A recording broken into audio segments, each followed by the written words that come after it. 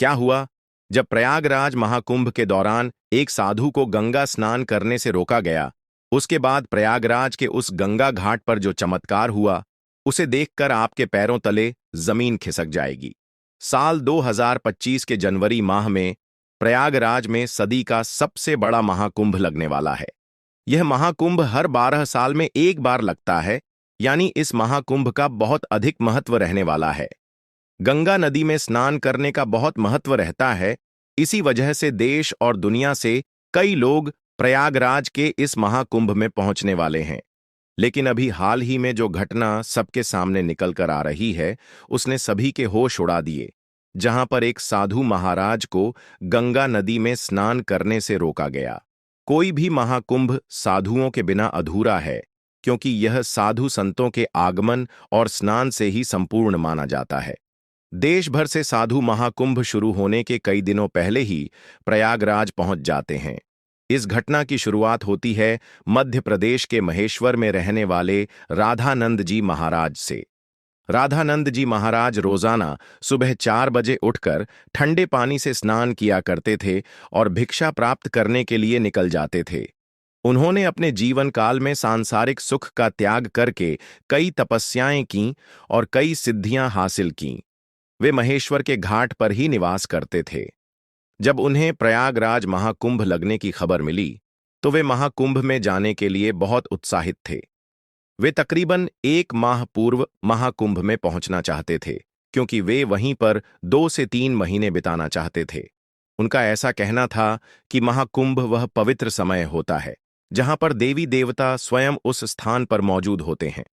वहां पर तप करना, साधना करना, भगवान का ध्यान करना बहुत ज्यादा फलदायी होता है।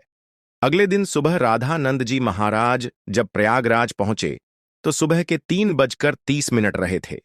सुबह सुबह 4 बजे उनका स्नान करने का दैनिक नियम था। उन्होंने सोचा, क्यों न आज गंगा नदी का पवित्र स्नान किया जाए, और वे प्रयागराज के गंगा घाट पर पहुंच गए। उस स्थान पर गंगा नदी की सफाई का कार्य चल रहा था। राधानंद जी महाराज को यह देखकर बहुत खुशी हुई। जब उन्होंने अपने कपड़े उतारे और गंगा नदी में स्नान करने के लिए आगे बढ़े, तो वहां पर खड़े कुछ नगर निगम के अधिकारियों ने उन्हें रोक दिया। उनका कहना था कि आप अभी स्नान नहीं कर सकते, क्योंकि इस समय साफ सफाई का कार्य चल रहा है। प्रयागराज में रोजाना रात्रि के समय गंगा नदी की साफ सफाई का कार्य किया जाता है, ताकि दिन और शाम के समय यात्रियों को इस कारण कोई मुश्किलें न हों। राधानंद जी महाराज काफी धैर्यवान थे।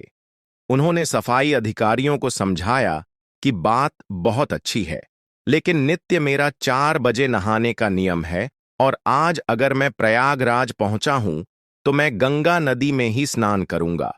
मेरे एक अकेले के नहाने से ना तो तुम्हारी व्यवस्था बिगड़ेगी और ना ही मुझे कोई समस्या होगी।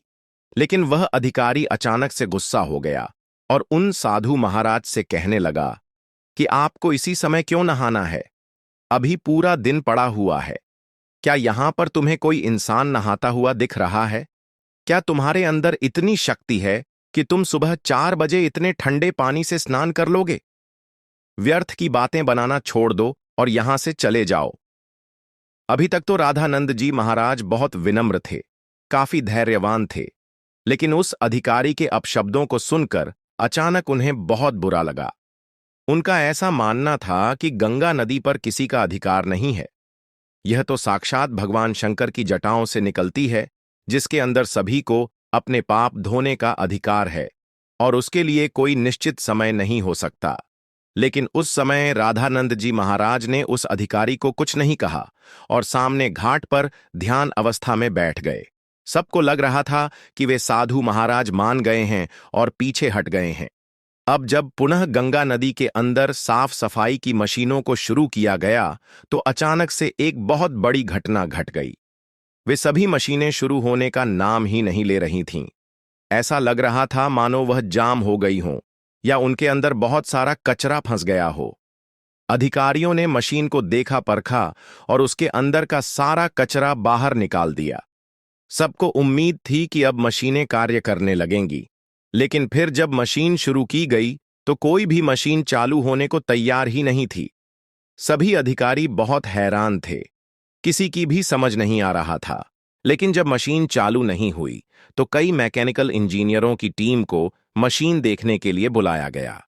उन सभी मैकेनिकों ने मशीनों को अच्छी तरह से जांचा परखा और यही पाया कि मशीन तो एकदम सही है, लेकिन इसके चालू ना होने का कारण किसी को समझ नहीं आ रहा था। राधानंद जी महाराज अभी भी उसी घाट पर ध्यान अवस्था में बैठे हुए थे। गंगा नदी का साफ सफाई का कार्य उस दिन रुका हुआ था। सभी लोग बहुत हैरान थे। उस समय जो मैकेनिकल इंजीनियर वहां पर मशीन सही करने आया था, उसने जब राधानंद जी महाराज को देखा तो उसकी आंखें खुली की खुली रह गईं। वह राधानंद जी महाराज के चरणों में गिर गया और बाबा उसे आशीर्वाद देने लगे। फिर वह सभी अधिकारियों को बताने लगा कि यह महेश्वर के सिद्ध महाराज हैं। बचपन के समय पर एक बार जब मुझे सांप ने डस लिया था तो इन्होंने ही अपने चमत्कार से मेरी जान बचाई थी। तब उस अधिकारी को अपनी गलती का एहसास हुआ। वह समझ चुका था कि अगर यह अपने दैनिक नियम के अनुसार 4 बजे गंगा स्नान करना चाहते थे तो मुझे इन्हें रोकने का अधिकार नहीं था। मैंने जो इनका अपमान किया, इन्हें भला बुरा कहा और गंगा नदी में स्नान करने से रोक दिया, उसी का परिणाम मशीनों की खराबी के रूप में हम भुगत रहे हैं। अब यही हमारी समस्या का समाधान कर सकते हैं। हमें इनसे माफी मांगनी पड़ेगी।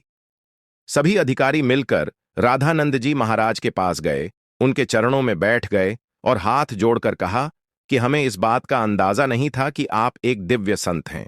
हमसे बहुत बड़ी भूल हो गई है। हमें आपको स्नान करने से नहीं रोकना चाहिए था। राधानंद जी महाराज अभी भी बहुत विनम्र थे।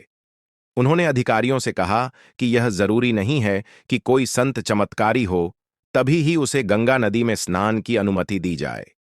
गंगा नदी के ऊपर साधु संतों का सबसे पहला अधिकार है। सभी अधिकारियों ने उनसे हाथ जोड़कर कहा, अब आप गंगा नदी में स्नान कर सकते हैं। हम आपसे बहुत माफी चाहते हैं। राधानंद जी महाराज समझ चुके थे कि सभी अधिकारियों को उनकी गलती का एहसास हो गया है। उनका अभिमान दूर हो गया है। उन्होंने विनम्रतापूर्वक उन अधिकारियों से कहा, तुम चिंता क्यों करते हो? अभी समय कहां बीता है? जरा अपनी घड़ी में समय तो देखो, आखिर क्या बजे हैं? जब सभी अधिकारियों ने अपनी घड़ी में समय देखा तो उनके रोंगटे खड़े हो गए, क्योंकि उस समय सुबह के 4 बज रहे थे। किसी भी अधिकारी को यह समझ नहीं आ रहा था कि आखिर इतना बड़ा चमत्कार कैसे हुआ। आखिर राधानंद जी महाराज ने अपने चमत्कार से समय को कैसे पलट दिया। इतना बड़ा चमत्कार देखकर सभी अधिकारी उनके चरणों में गिर गए और बाबा की जयकार लगाने लगे। इस चमत्कारी घटना के बाद सब लोग उन्हें मान गए और उनके दास बन गए, जिसके बाद वे सुबह 4 बजे अपने नित्य कर्म के अनुसार गंगा नदी में स्नान करने पहुंचे और इधर मशीनों को फिर से काम करना शुरू कर दिया। सारी मशीनें एक साथ चालू हो चुकी थीं, जिससे यह प्रमाणित हो गया कि यह मशीनें केवल राधानंद जी महाराज के इशारे का इंतजार कर रही थीं। जैसे ही उन्होंने अधिकारियों का अभिमान चूर किया और गंगा नदी में स्नान किया, वैसे ही फिर से मशीनें चल पड़ीं। यह बहुत बड़ा चमत्कार था, जो हाल ही में प्रयागराज के महाकुंभ में हुआ है। वास्तव में दोस्तों, यह भूमि साधु संतों की भूमि है।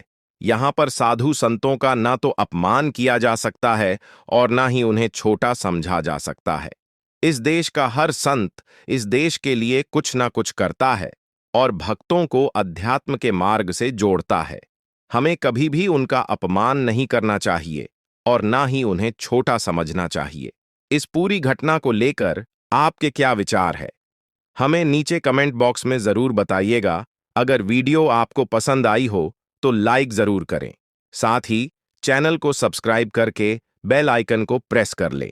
बोलो हर हर महादेव।